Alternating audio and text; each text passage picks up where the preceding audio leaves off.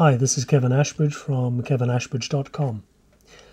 I've just finished reading My Life in Advertising by Claude Hopkins, one of the pioneers of advertising back in the early 1900s.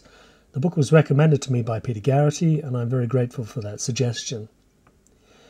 While this book is actually Claude Hopkins' autobiography, recalling the events of his life from childhood through to old age, it actually contains an enormous amount of information about the development of advertising.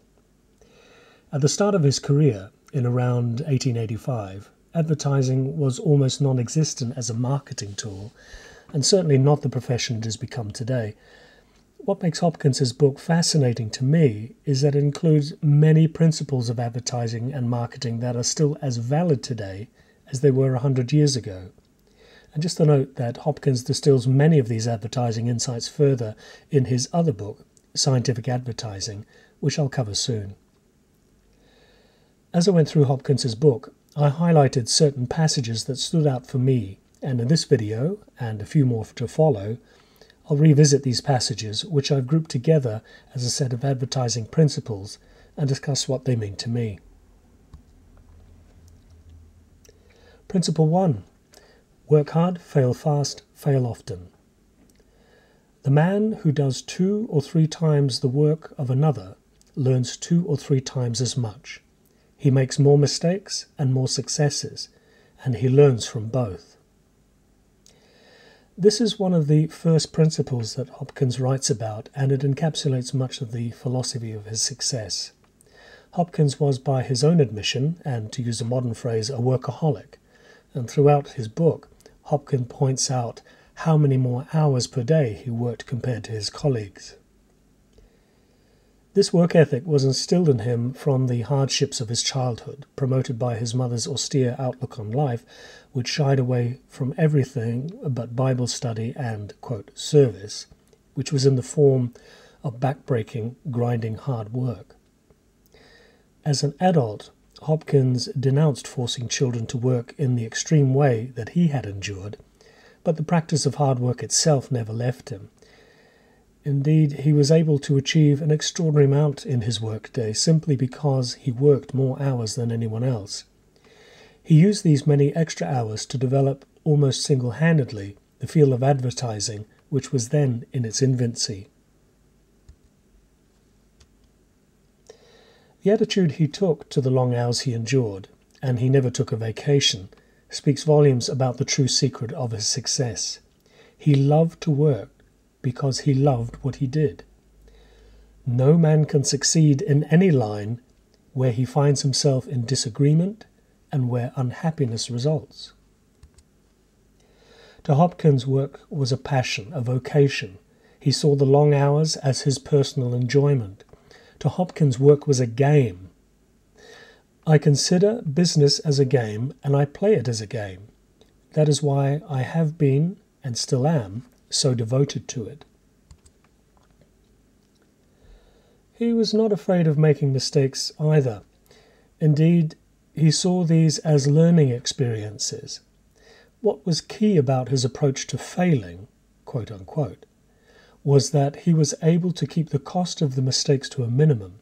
For example, running only small-scale campaigns while he was testing out the market. Then, when he found a winning formula, he pushed it out in massive action.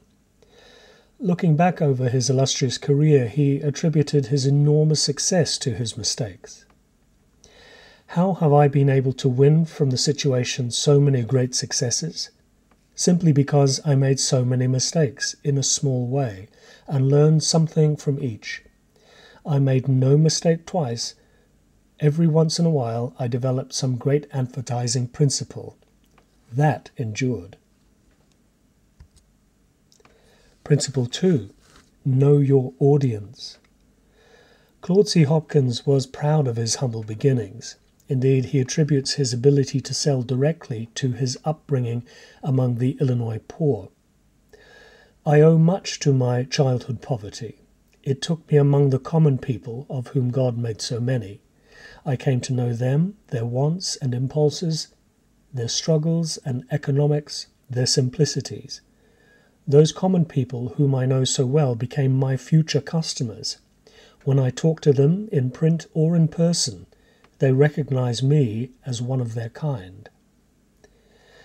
When Hopkins wrote his sale copy, he knew his audience intimately. In fact, with few exceptions, he never tried to sell products outside his circle of society because he did not know how to correctly position the products. The exceptions came from his own interests, such as the automobile, where his passion for this new mode of transport led him to be one of the first advertisers for car tires. Hopkins was adamant that the principles of advertising and marketing should be learned on the job and not in the classroom. One of the greatest advertising men this country has developed always went out to sell in person before he tried to sell in print. Again, this, I believe, had more to do with an advertiser coming to know their audience better by mixing with them. Hopkins took a dim view of, quote, educated men entering his field. This attitude may have had its roots in the fact that he was not highly educated himself.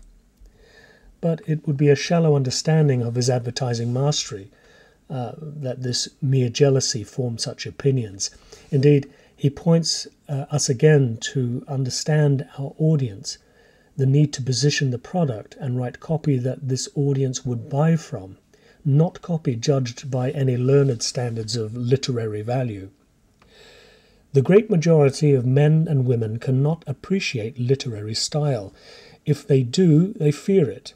They fear over-influence when it comes to spending money. Any unique style excites suspicion. And again later in the book, one must know what buyers are thinking about and what they are coming to want. One must know the trends to be a leader in a winning trend. Advertising to many is mere ad writing. Language and style are considered important. They are not. If fine writing is effective in any way, it is a detriment. It suggests an effort to sell, and every effort to sell creates corresponding resistance. In my next video on my life and advertising, I'll cover 3 of Claude C. Hopkins's most remarkable yet probably most underused insights, even 100 years on. The power of celebrity, the power of real facts, and the awesome power of altruism. Thank you.